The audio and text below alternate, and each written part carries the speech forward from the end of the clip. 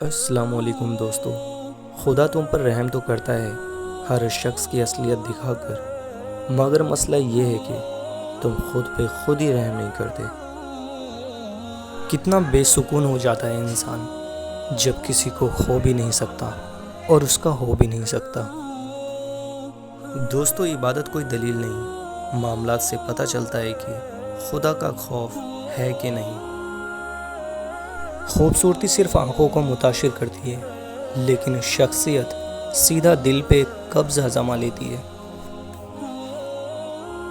دوستو، جب انسان کی روح تھک چکی ہو تو نیند سے تھکاوٹ کبھی نہیں اتر سکتی۔ دوستو، اگر انسان کو تکبر کے بارے میں، اللہ کی ناراضگی اور سزا کا علم ہو جائے تو بندہ صرف فقیروں اور غریبوں سے ملے اور مٹی پر بیٹھا کرے۔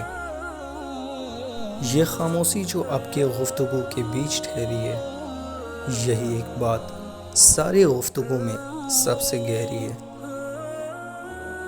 اور کسی کو دکھ دینا ایک قرض ہے جو آپ کو کسی اور کے ہاتھوں ملے گا۔